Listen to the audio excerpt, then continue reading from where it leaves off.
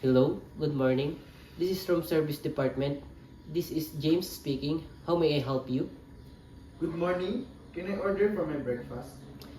Certainly, sir. But before I take your order, do you have your menu?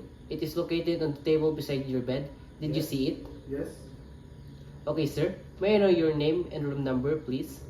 My name is Leonard and room 456. Okay, sir. If you're ready to order, may I take your order now?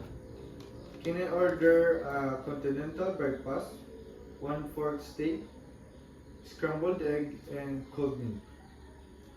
Okay, sir. May I suggest to you our orange juice? It also under in your continental of breakfast. Would you like me to add into your breakfast, sir? Yes. Okay, sir. May I repeat your order? I order one pork steak, scrambled egg, cold milk, orange juice.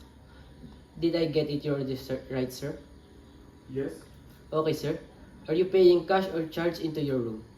Just charge into my room. Okay, sir. Your order will be received, will be reserved into 15 minutes. Is there anything else that I can do for you, sir? No thanks. Okay, sir. Thank you and have a nice day. Service. Good day, sir. I am James, your service attendant for today. Yes.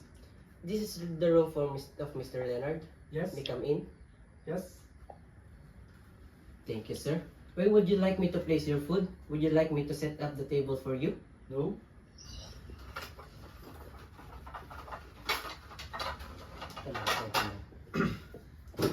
Would you like to open your curtain for you? No. Is the aircon temperature is okay? No. Or would you like me to adjust it? No. Would you like me to turn on the TV for you? No. Alright, sir. Allow me to present your food into you. This is your pork steak, scrambled egg, and cold milk and orange juice. Yes. Those are perfect. Thank you. You're welcome, sir. This is anything else that I can help to you. I'm all good. Thank you. Here is your bill, sir. May I have your signature, please? Sure.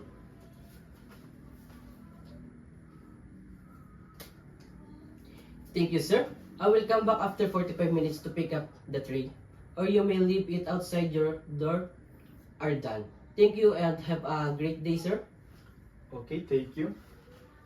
Thank you, sir.